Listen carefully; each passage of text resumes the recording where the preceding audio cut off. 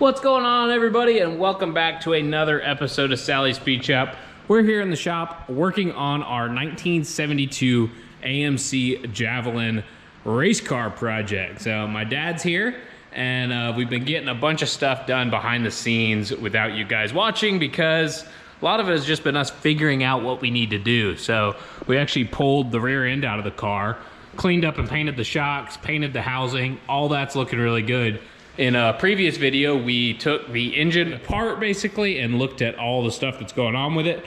We were thinking about putting it on the engine dyno, but the dyno is backed up, so it might be going on an engine dyno in the future, but for now, it's going in the car, and we're hopefully gonna strap it to a chassis dyno on the way up to an event here at the end of the month, and actually take this thing racing. Pretty exciting stuff. Yeah. We've never actually had a real race car. I mean, the El Camino is pretty hot, but not like this. No. So basically we're gonna pull the engine off the engine stand, bolt it up to the transmission, and slam it in the car real quick and figure out all our measurements and if we need to order any more parts, because we only have like 2 weeks till the event we're going to up in Wisconsin. Actually 13 days, but yeah, 13 days, yeah. 2 weeks, whatever. It's crunch time. If it weren't for the last minute, nothing would ever get done. So let's get after it.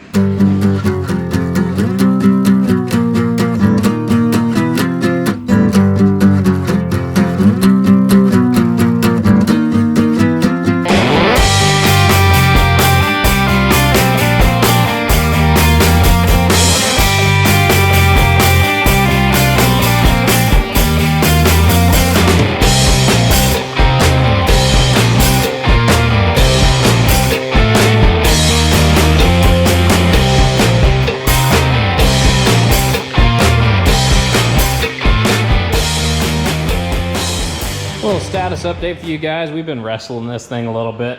I think I'm gonna have to remake the plates that actually bolt the motor to the motor mount, but we've mocked up one of the headers and it clears with the motor being a little further back. As you can see, we've got a tiny bit of clearance between the cross member and the front of the oil pan, and we're gonna have to snake the steering through the header. So I think we're gonna need 2 U-joints instead of just one like we were planning on, but it's in there. I think that's where it's gonna live.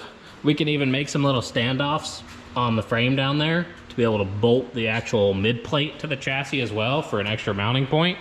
And then inside the car, we have the transmission sitting in here, and it clears the cross member on the back of the pan. So that should be good. We'll have to weld a little mount that comes off and attaches to the actual transmission mount. But I think that's about where this thing is gonna sit in the car.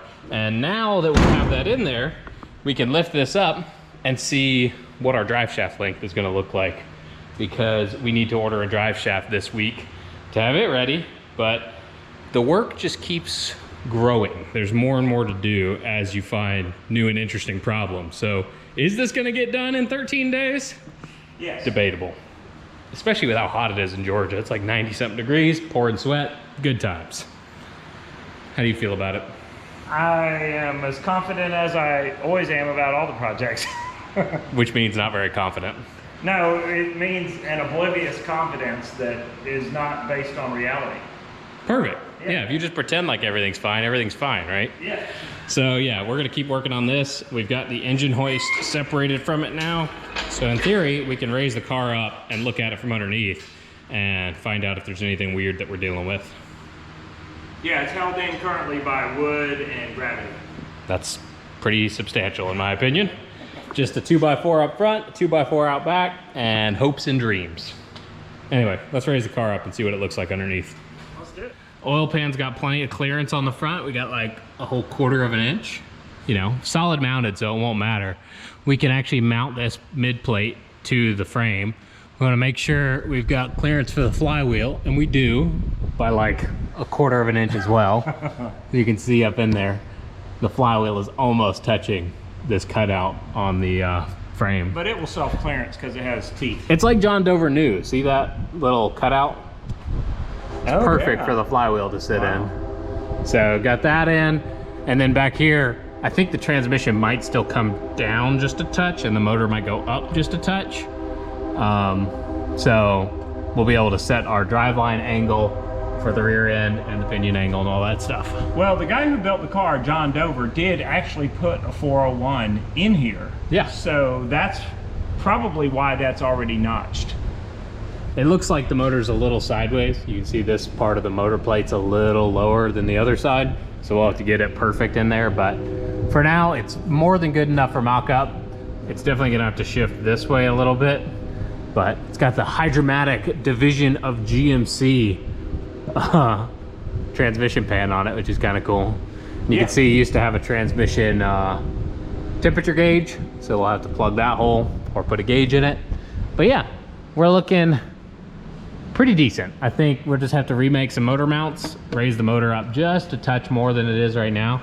Probably bring this to level of that. So we'll bring it up like 3/4 of an inch and the transmission down. We'll have to measure this angle and it looks like, yeah, we'll figure it out. But there we go. Motor and trans is in the car and we just gotta finalize its placement before we make everything work. Yep, it's looking good. Kind of looks like the motor had to come back anyway from where it was mounted, because look at that clearance of the header to the suspension. Granted, the motor's gonna go up just a little bit, but that would still be very, very close. So yeah, I think we're making the right move here. This is precision engineering on our part. Yeah, precision guesstimation. Yeah, and where are the catalytic converters gonna go? Yeah, no catalytic converters on this one.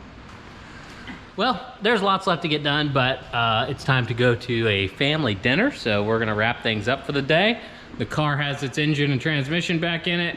It's got its rear end housing back in it with paint on it, cleaned up shocks. Still gotta weld these up. Our neighbor is actually gonna help us with those. He's a welder at an airline, so I think he's more than qualified to help us weld up some 4-link bars on a race car. It's time for some new bushings on that thing. These have not been tightened for the last 38 years. I figure it's about time. You're just spinning the nut. Those bushings are real janky. Yeah. Anyway, until another day. Well, it's another day working here in the shop on our Javelin race car project. Got the motor set in here and I've been kind of fiddling with it to get it where I want it to sit. So we've got a tiny bit of clearance on the oil pan here on the front cross member. Got the motor mounts just about sitting where they're supposed to. I still have to modify them a little to actually bolt it in. And then the transmission is where it's gonna be because it is centered in the driveshaft tunnel. So you can see here, there's the driveshaft loop and there's the transmission. So what we have to do now is actually put our center section in the 9-inch and measure for our driveshaft, because we got to call our driveshaft guy and get him to make one with some 1350 U-joints, and hopefully we get it done, because we have like a week and a day to get this car done and ready to go on the dyno in Nashville. Yeah, it's totally there. All it needs is a fuel system, a cooling system, an ignition system. It needs wired, it needs the rear end built, it needs all the Zeus fasteners put in, it needs a shifter, it needs brakes. Yeah, there's a little bit left to do. But you got like 9 days, 8 days. No, I think we have, yeah, eight days. Wednesday. Technically, I guess this counts as a day, so yeah, 8.5 days. What could go wrong? So we're gonna go grab the center section and put it up in here and measure for a drive shaft real quick. So here we go, we're under the back of the car. We've got our 9-inch housing. Gonna pull this little measuring tool off. This is for measuring your axle lengths and figuring out your pinion center when you don't have an actual third member in the car. There's a company called ICT Billet that makes this out of aluminum, but my buddy Shweddy traced it off of his tool and gave it to me, and I've used it a bunch of times. So it's a pretty trick tool. I think Moby would like this. Yeah, probably. Very much like a dog bone. But this is our third member that we got from my buddy Matt Hunt. It's leftover from the Roush Ford racing team in NASCAR. It's a 444 gear, lightened with a cooler. It's a little on the nice side for a drag car. It's one of the nicest rear ends you'll ever see. Here, go ahead and pull it out of the case. It's overkill. This is a really nice rear end. Yeah. As you can see, polished ring gear and everything, and my dad's apparently too weak to lift it up. And the cool thing about this literally is it has a little differential oil pump in it, and it pumps it out, and then it's supposed to run to a cooler, which we're not gonna run. Yeah, we just have it looped for now because we're just doing quarter-mile racing. And then it pumps it back in right onto the gear, actually. Yeah, it's pretty trick. Right onto the pinion gear. So. Where the heat is gonna be generated. Yep. So this is made for a car that's gonna be running at roughly 200 miles an hour for extended periods of time. Yeah, this will not be doing that. This will be going maybe 150 tops for, 7 seconds. 8 seconds. 8 seconds, yeah. Maybe 9. We'll see. Probably 9. But I think I'm gonna have to pull this bar out for him to slide that in there. So let me do that while he struggles because he's a weakling apparently. I just want to move the little top hat here. That would be sad if this fell, wouldn't it? Yeah, so don't take your hand off of it. Jeez. This guy makes me nervous around cars. All right, so we've made some room in here for the center section, and now we're gonna lift this thing up into place. I will say it's nicer than doing this on your back. Oh, that pump needs to go up and over. I was scared there for a minute. How's it gonna fit? There we go. So that's in place. Need to put a couple nuts on just to make it not fall. So we should be able to let it go. I'm gonna tighten those, but there we go. Our center section is in the car. So we've got the weight of the vehicle here on this screw jack. So the diff is where it's gonna be. We've got the transmission down at 2.5 degrees down. This is 2.5 degrees up. So we're gonna measure for our drive shaft and make sure we got a good measurement on this. So we're coming off the output shaft on the back of the transmission. I just call it 43 3/4. It's more like 43 and 11/16, but are they gonna get it to a 16th at the drive shaft shop? I don't know. 4-3-3-4. That's the easy way to remember it. So there we go. You always want to check your drive shaft angle with weight on the rear axle and obviously your pinion angle correct. So set the pinion angle to match the angle of the transmission. Yes, we will be replacing that wooden block with a fancy metal transmission mount, but for now it's doing the trick. So yeah, there we go. Now I get to call the drive shaft shop tomorrow, find out what we need to get. We got to get a yoke for the transmission and obviously a 43 3/4 center to center 1350 U-joint drive shaft that'll handle at least 600 horsepower. So yeah, another thing down. Now all that's left is everything else.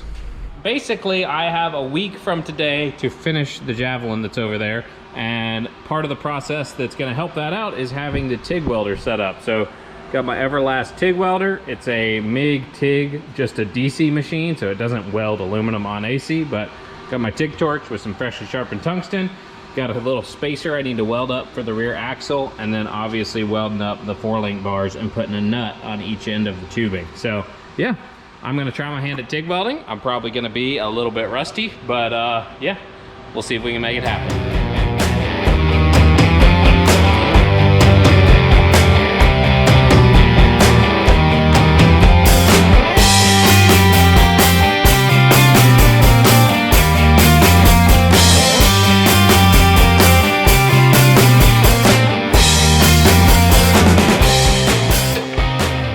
There we go, got one of the bars welded up, and I gotta say, for not having TIG welded in a hot minute, that's not terrible. I'm not gonna say it's my best work, but it's definitely not my worst. I did get a little contamination from whatever coating was on this nut on this side, but I already wire wheeled it down, and it's looking pretty good.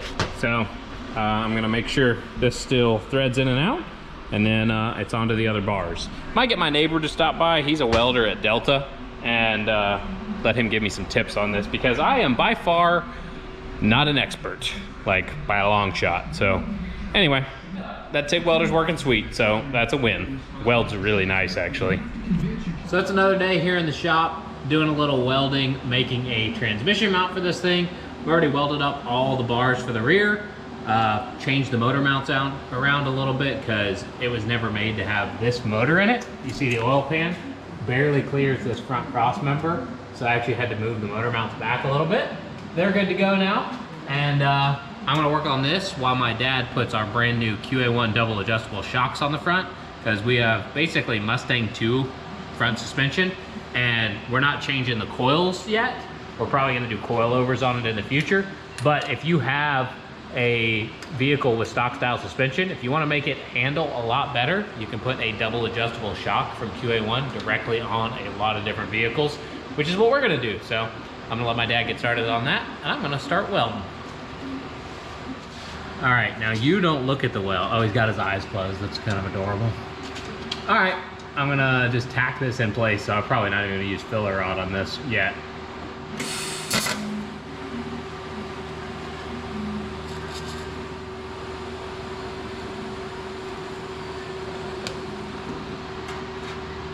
There you go, one tack. Now I just gotta do the other two and then weld all the way around, and I'll have a way to mount my transmission.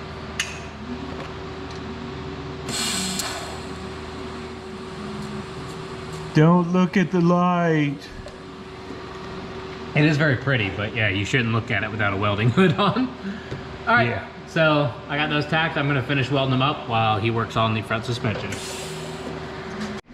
Well, all right, we've got these QA1 double adjustable shocks, and you can use these for about any car.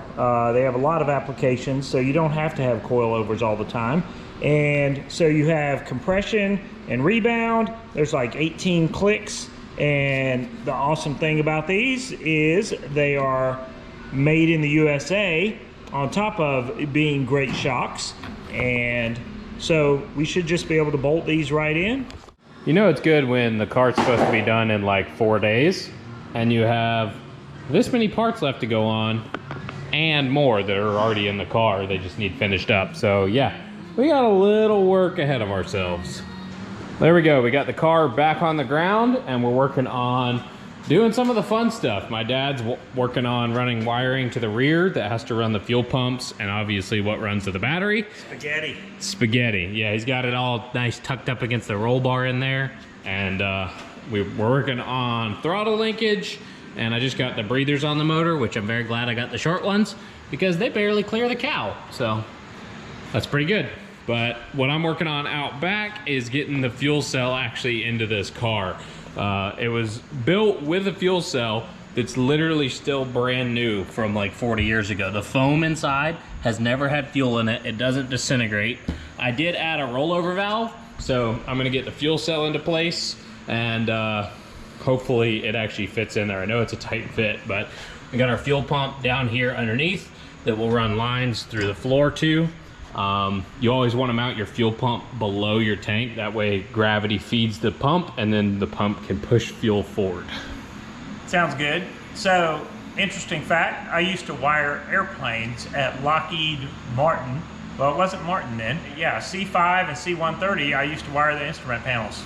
Based on what I've been watching inside the car, it doesn't really show. Yeah, I haven't heard about any of them crashing, but you know, I don't really track it. They could have. Yeah. So, I actually used to bolt the fuselages together.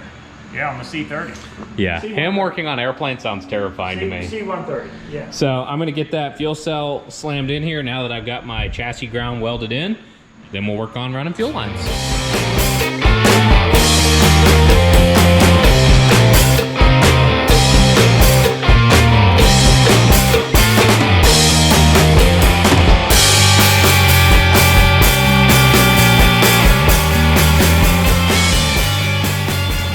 Well, it definitely fought us a good bit, but the fuel cell is in.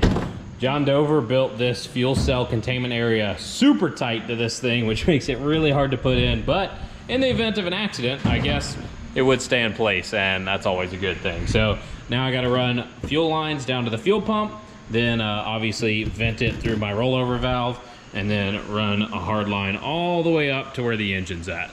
So I'm running stuff forward. Meanwhile, he's running wires back this way. And remember, I don't think that fuel cell's coming out, and sometimes when I'm in the car, I don't feel like I'm coming out. It is not easy getting in and out of this car, especially with the lift here and the door. Yeah, race cars are not made for comfort. They're made for speed. Yeah. What were you saying about this? I was saying bacon is for winners. Yeah. You gotta remember, bacon is for winners, always. Team meat. Team meat. That's Joe Bahachik. That's the guy who's putting on the race that we're taking the car to in Wisconsin here at the end of the week. And he's actually the guy who had a bunch of the parts that we got for this thing as well. So shout out to Joe. He's kind of the man. And of course, we can't forget we got the shop supervisor Moby hanging out, enjoying a little bit of fan action over here. That's a good boy. Yeah, he's an old man. He just likes to sleep now. And here we are, 1 week out from when this car is supposed to go racing. Yeah, if it weren't for the last minute, nothing would ever get done around here. So if you want to see if we get this thing done and get to take it racing up at the AMC Homecoming race in Kenosha, Wisconsin, yeah, you need to stay tuned. But it's coming along. Motor and trans is in, we're doing some wiring, running some fuel lines, and hopefully it'll be ready to race here in just a few days. It's actually only 5 days. Yeah, that's fine. Yeah. It's fine, we got it. Well, it's another night here in the shop. My dad is rebuilding the Ford Pinto rack and pinion in this thing, and it definitely has a couple miles on it, but yep. Changing the rubber bushings out for some polyurethane ones, that'll help a lot. I used to have a 73 Ford Pinto. Didn't you cut the roof off of it? I cut the roof off of it. I was going to make it a convertible, and then it languished out in the woods and had it hauled away to a junkyard. Sounds like the rest of his projects, just languishing away in the woods. Yeah. But he did bring something very important today. This is our new Driveshaft made by Driveline Services in Morrow, Georgia. They do a really good job. We got ourselves a billet yoke with a aluminum drive shaft going to the companion flange that goes to our 9-inch center section. So I'm going to test fit this thing and make sure it's the correct length, and then I'll be able to build the entire rear end out and press in my axle stud, slide my axles in, put my gasket in, fill it up with fluid, and be good to go. So I'm going to slide this thing in, see how it fits. All right, I'm really hoping everything just lines up and works, because we don't have a ton of time to resolve any issues we might find, but at least goes into the transmission, so that's a win. Where's my axle centered? Does not.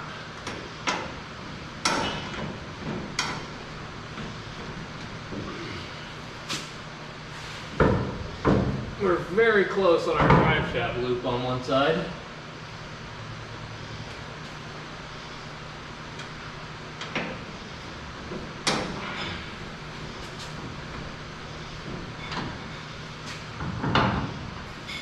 There we go. She is mostly in her home. We have some very nice ARP hardware to bolt this thing in, and that way we don't break anything when we're launching this car on the drag strip. You don't want to cheap out on these bolts.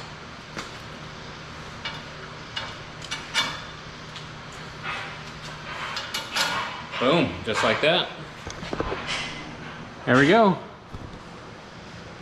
Looks super nice in there. Like I said, we're close to the drive shaft loop on one side. I don't know if I need to move the transmission over. The transmission does look like it's a little left, but that's kind of where it lined up with the motor mounts. So, I don't know. We'll see what we can do about that. But the axle is fairly centered in there right now, so we might be okay.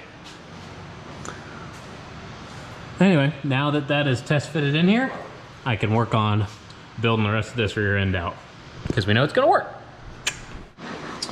My dad's over here cleaning up the rack, and apparently it's got some pretty wild corrosion in the aluminum of the mounts in this thing, so we might have to get a new rack and pinion in the future, but for now it'll work. So he's gonna get that cleaned up. I'm actually doing some work to change up the trans mount, so once I put the drive shaft in here, I could see just how off center everything is using the engine mounts that John had made. Yeah, we got like 1 millimeter of clearance on the drive shaft on that side and like over 1 inch on this side. So I needed to remake this transmission mount anyway. Some people pointed out that if you have a solid mounted engine, you shouldn't have a solid mount on your transmission. And I didn't even think about that because I have never had a car with solid engine mounts. And apparently, if your chassis flexes just right and there's no give in the transmission mount, you can actually crack your transmission case. So learned something new, and I'm gonna remake a different mount that actually puts a rubber mount back here for the transmission. And that will allow me to shift everything over and maybe even bend these motor mounts just a little bit, tweak them to where we can get everything centered up in the middle of the car. But it's looking pretty nice.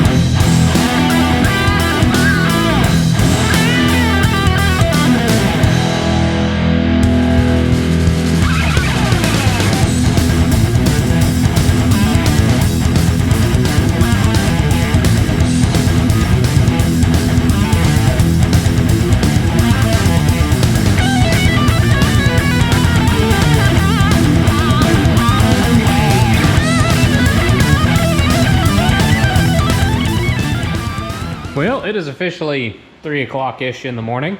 And look, I still have company. My dad is still here working on the radiator for the car. He just picked this up at Summit. It's a Griffin radiator. We have our Permacool fan that I picked up used on Facebook Marketplace. It'll work perfect in here. Got the rack and pinion back in here. I have modified the trans mount to where I can actually adjust the pinion angle by shimming it up and down, and now it has rubber in it, most importantly. Yeah, this is a janky old piece of steel, but I made it work, and it's removable, which I like, because then I can modify it and change things if I need to. So now I need to focus on building the rear end, and then it's gonna be tidying everything up in the engine bay, getting all the plumbing done and the wiring. And we have, what, 3 days left. Hook up the ignition system, the oil filters, yeah. 3 days, 72 hours. That'll be fine. Yeah. I really don't think it's far off. It looks worse than it is because it doesn't have the front end on it. And that literally takes 2 minutes to put on. Oh, you gotta do the steering knuckle thing. Oh, yeah. Yeah.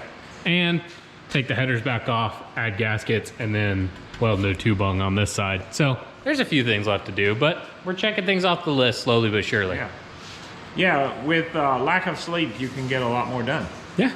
I mean, you're probably not working at peak efficiency, but I never do anyway. He's not wrong. Anyway, that's it for the night for him. I'm gonna go take a break, but then I'm gonna come back because stuff needs to get done, and we don't have enough time. So sleep is a luxury I cannot afford currently.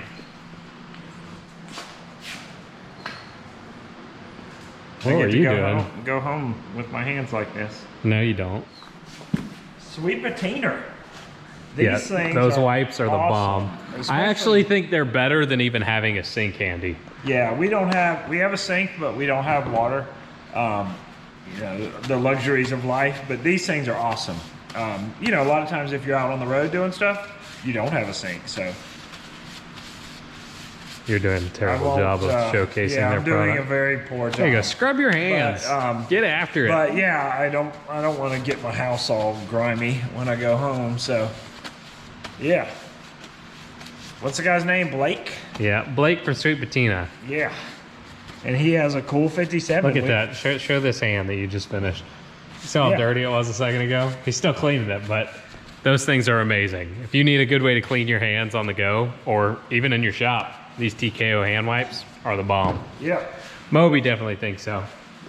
He's all about it. Granted, I think he just wants to go for a car ride. You're a good boy. What you want? Boop. Nice. Well, it's another night working here in the shop. After tonight, we only have 2 days left, so we need to get on it, right, Mobes? My dad's back here finishing up our battery wiring. Yep. And the main power feed for the car. It's getting an inline fuse, so we don't burn this thing to the ground if anything goes wrong. Fuel cell is in, as it should be. Started running my fuel lines, and my dad worked on getting the monster tack in this thing. Big old 5-inch tack with a shift light. What do you think about that location? It doesn't look too tacky, does it? You're ridiculous. But yeah, that's really the only place that our mount would work, so that works for now. We'll see if I like it there or not, but I've always wanted a car with a big old 5-inch tack in it, like the old NASCAR cars you see. So pretty excited about that. We've got our radiator mounted along with our radiator hose to -10 adapters, which is kind of the weirdest thing I've ever done on a car, but the cooling system is -10 on this thing. So now that we've got that set, we can start plumbing all the lines up here. But right now I am working on getting the steering set up, getting rid of that flex shaft and adding some actual, you know, 3/4 inch rod and U-joints. I even welded in an O2 bone. So we're rolling right along, but I think we're gonna put you guys on a time lapse and just get a bunch of work done because I don't really have time to explain everything. I just need to get progress made. And it'll make us look like we're working fast. Yeah, even though we're moving like sloths tonight. Anyway, here we go. Cue the time lapse.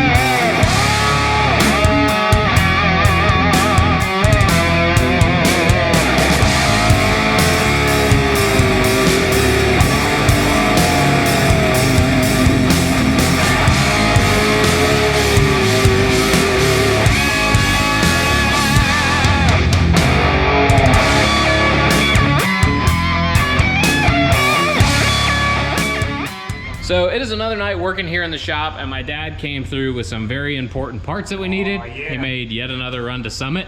We needed these axle bearings to press them on to these axles because even though the ones I ordered said they were the right size, they were much too small and wouldn't go on. But we've got those pressed on along with some little spacers I made to get my brake spacing correct.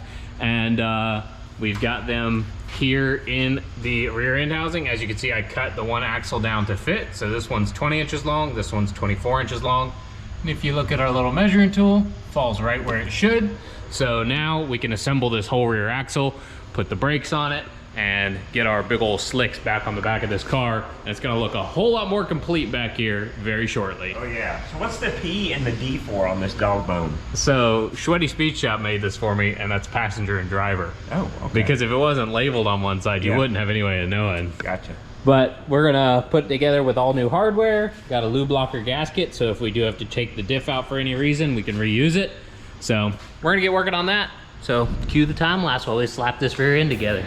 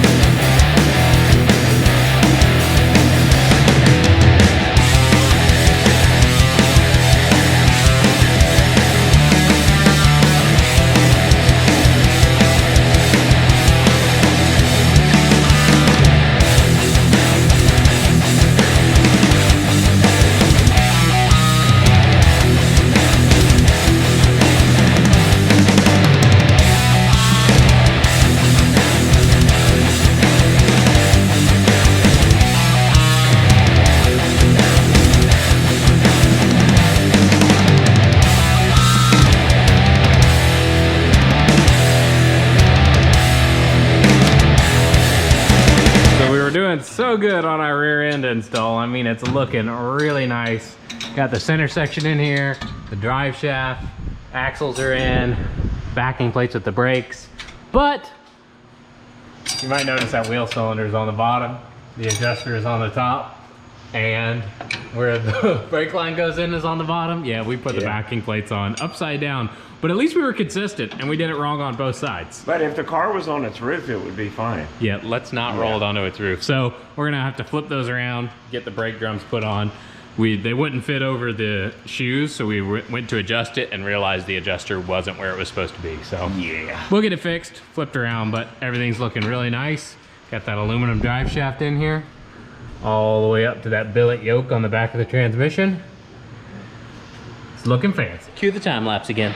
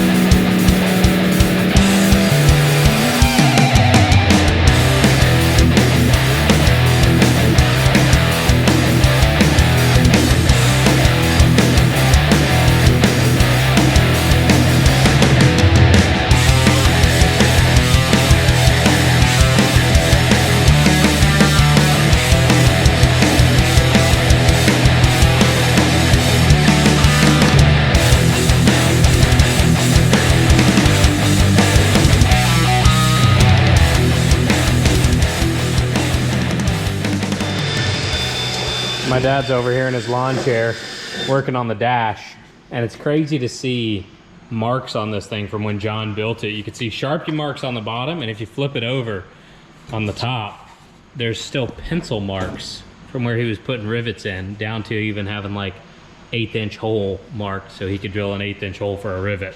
And I'm in flip-flops and a lawn chair. Yep, very fitting. So almost like I'm at the beach. we're just gonna mount the dash with some hose clamps. So we just cut some slots so it can mount around the roll bar. That way it's really easy to take out if we ever need to get behind it. So trying to make this thing as simple to work on as possible. But I'm about done with the steering. I just gotta cut down the actual column and then drill a hole in it so I can put a through bolt. And that way everything will be removable and serviceable rather than being locked in there and not able to get apart in the future. So yeah, we're getting there. One thing at a time. Whew, I am hot and sweaty and tired. It is daylight here again in the shop. I have been up all night. I haven't filmed a whole bunch of what I've been doing because, quite frankly, it's been wiring and plumbing, and that is not exciting to watch. But have all of the engine wired up except for my dead and bare water pump, and I still need to plumb all the cooling lines. But headers are on, steering's done, oil system's completely done. We're getting there a little bit at a time. I have all the wires inside hooked up except for the trans brake and the line lock here on the steering wheel. I still need to run those wires to where they go. And then obviously put the interior together with our new SFI certified RJS safety equipment seat belts because, you know, the ones that were with it expired in 1986, so they weren't any good anymore. But got the rear pretty much dialed in. All I have left to do is make a battery hold down and put that sucker in here. So then we'll have power to the car because I am super excited to see this tack light up as well as the switch panel up there on the roll bar. But one thing at a time. I'm gonna keep getting after it and dial this sucker in. So I'll update you guys a little bit later on. I might go take a shower and get cleaned up and finish this thing up today. This is the last day we have to work on it, so I better keep on rolling.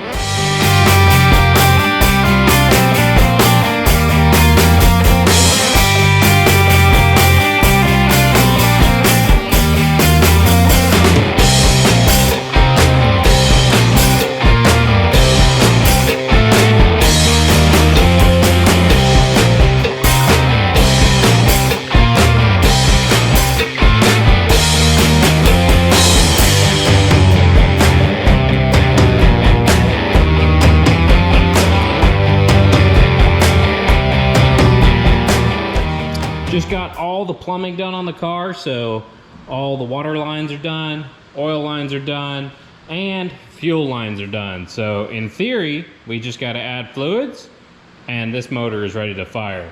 Just still have to hook up a couple sensors, and then we'll be good. But I think the 90s called. They want their red and blue AN fittings back. it just seemed appropriate on this car to do red and blue AN fitting, considering it is an 80s or 90s era build. So yeah, red and blue AN fittings for days. And you know what's really cool? I got the battery in here. I still have to build my hold down for it, but it's actually hooked up. And if I pull that switch, I have power. So you come inside, you can see the tack right here. So if we come over here and hit ignition and then accessory, the tack pops up, and look at that beautiful thing. We could set our shift light. Probably don't want to shift up here at 10. We probably want to shift at like 6,500. So that's good to go. How cool is that? So we'll shut this sucker down, and I'm gonna take a quick break. I've been working all night. This is the last day we have to work on the car, but I need to, you know, shower, pack, get ready for the trip, just running errands and stuff. So I'm gonna let the car sit here. It's the hottest part of the day. It gets hot in the shop. So I'll come back when it's a little cooler and finish this thing up. So maybe we'll be firing it up here in a few hours. So stay tuned. It's getting interesting. Think we're gonna make it? I think we're gonna make it. What is officially the last night we have to work on the car. It's actually 2 o'clock in the morning. So last morning we have to work on the car. We need to leave here at about 6. So we got 4 hours. That's plenty of time to finish a car that looks like this, right? Yeah, it's actually only 1:30, so that gives us an extra 30 minutes. Oh, there we go. We're probably gonna need it. Need that, yeah. But there really isn't that much left to do. It's time to add fluids, finish up a little wiring under the dash, put the dash in, and then put the interior together. Throw the wheels on it, load it on the trailer, and head north. Well, it is almost 7 o'clock in the morning when we are supposed to be leaving, and the car is still not completely together. Luckily, to put the last couple things on the car only takes like 5 minutes tops. So we got to put the nose back on the car, put the hood on the car, and put the deck lid on it. And then we have a complete race car. So still got to add coolant and gasoline to it, but it's got trans fluid, it's got oil, it's got rear diff fluid, and all the wiring is done, and the dash is back in the car. So it's pretty much ready. It might even have spark and timing. We don't know yet. I haven't tested it, but we're gonna go to the dyno anyway, because that's what you do. You show up to your dyno guy with a completely unprepared, untested, unrunning car.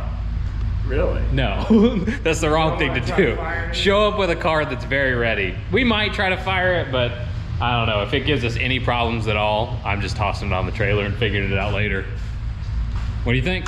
Well, it would be like kind of devastating for it not to fire. For all we know, it's going to run. Yeah. So yet to be determined. Stay tuned. Gonna cue the time lapse. We're gonna put the car together and then get it off the lift and onto the trailer and clean up this mess. It's been a long night. Ridiculous.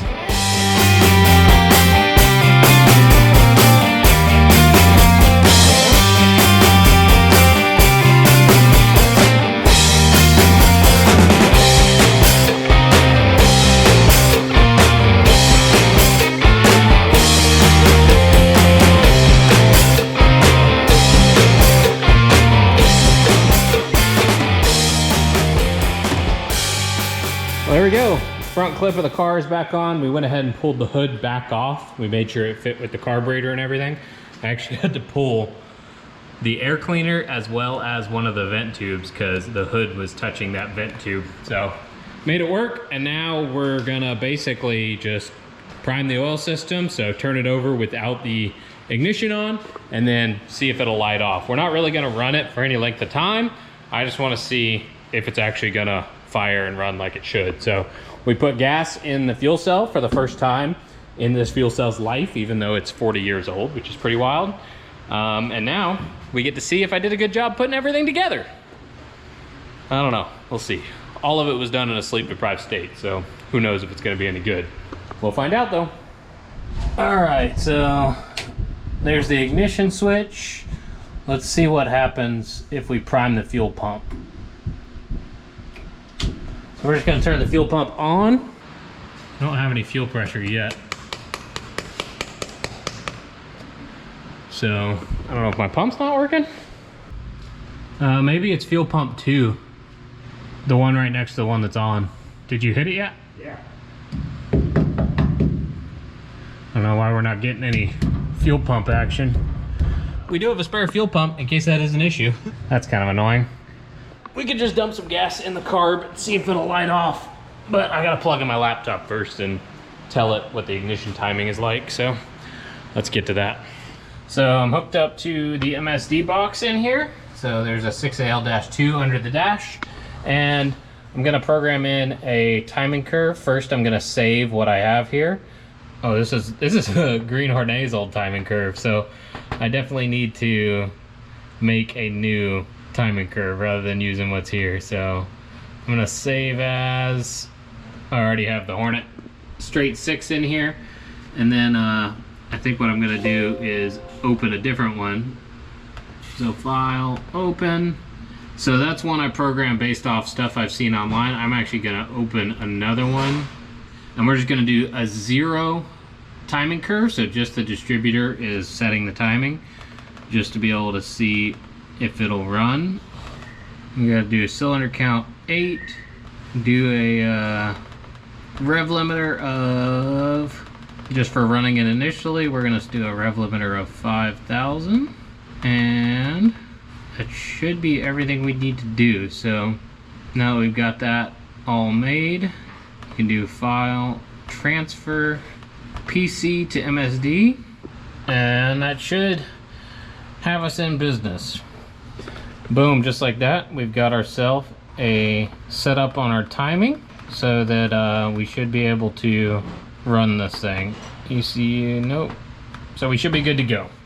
So now I'm actually gonna unplug the ignition. By unplugging the crank trigger, I'll keep it from sparking, and that way we can turn it over and see if we get oil pressure out of this thing before we commit to running it. That just unplugged the crank trigger, and now we can see if we can prime it and get some oil pressure. So here we go. Everything is hooked up and the oil system has oil in it. We got transmission fluid in the tranny. And in theory, I have a timing curve programmed into the MSD box. So we're about to turn this thing over, see if we can at least build oil pressure before we commit to trying to fire it up.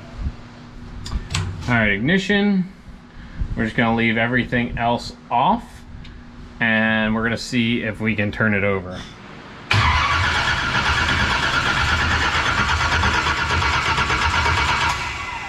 No pressure. No oil pressure yet? All right, I'll turn it over some more.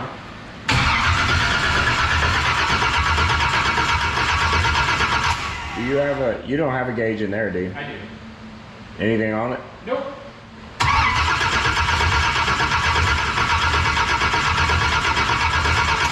Don't let the starter get too hot. I just built 60 pounds of oil pressure in here. Yeah. I don't know if the gauge was working out there. It was, I think it was on 60, yeah. So, had us worried there for a second, but it finally did build oil pressure. There's a lot of oil lines and a lot of distance to make up to get to the filter and back, so glad it made oil pressure. That was a little sketchy there for a second. So now, we can hook the crank trigger back up, put a little gasoline down the carburetor, and see if it at least fires off. We're not gonna run it for any length of time, but I wanna see if it at least shows a sign of life. So let's just put a little gas in the carb and hope for the best, because I think we need to change a fuel pump already. So that's fantastic. At least we have one. Yeah, sure. So I'm not gonna get real fancy with it. I just wanna see if it'll light off. So rather than filling the float bowl, I'm literally just gonna dump a little bit of gas. And this is race gas. Down in the top, yeah. 110 octane. So we're about to find out if it's got any life in it. Oh yeah. All right, here we go. We got it to build oil pressure, so now I'm gonna jump in it. Oh, got the ignition on. Earplugs in.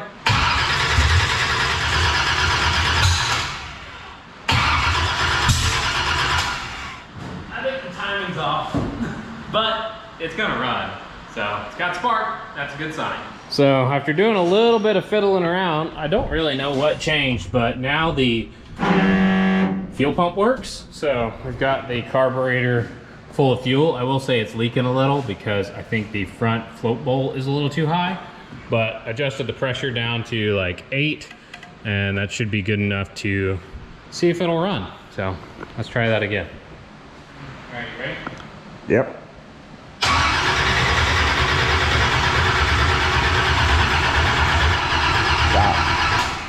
There's fire jumping at the coil. Really? Yeah, do it again.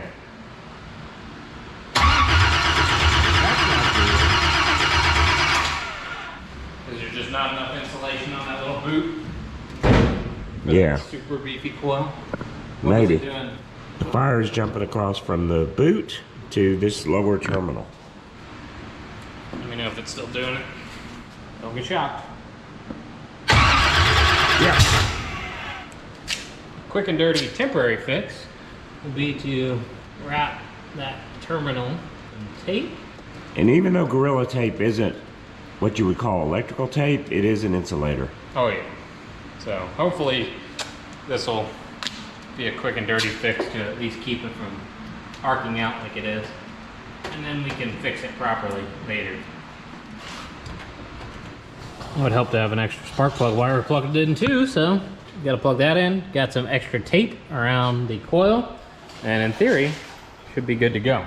In theory. Yeah.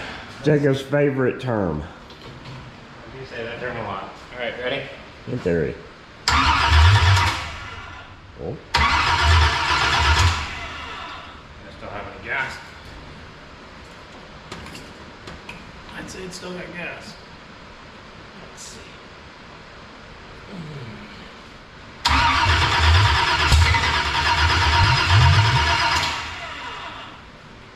Makes some funny noises. I don't think you moved it, did you?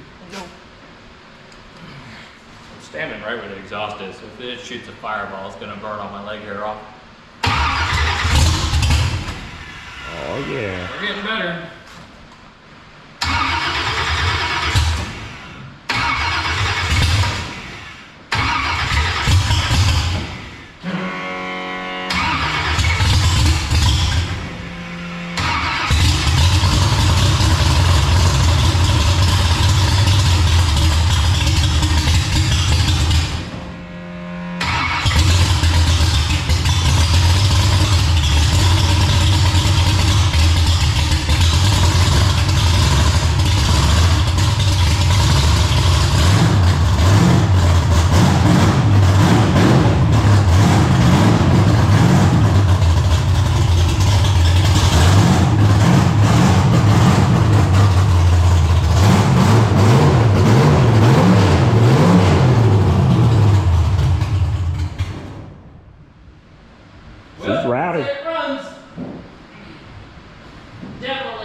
Needs some work to clean up how it runs. But that's the first time this car has ever run as a race car.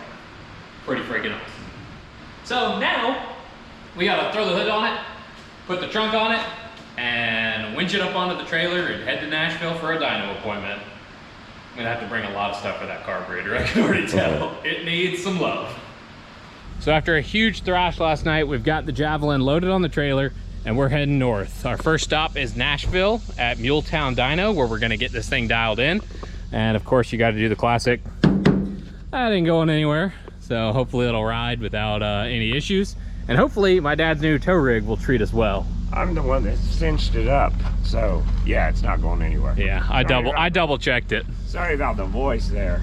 I think I'm going through puberty or something. He's dying. Yeah. Anyway, we gotta hit the road. So next time you see us, we'll be in Nashville. And as always, thanks to each and every one of you for watching these videos. It helps us a lot. And what would help us even more is if you went and hit that subscribe button right now to stay tuned for future videos. Drop us a like. Let me know what you liked in the comments, what you didn't like, and I'll see you guys on the next one.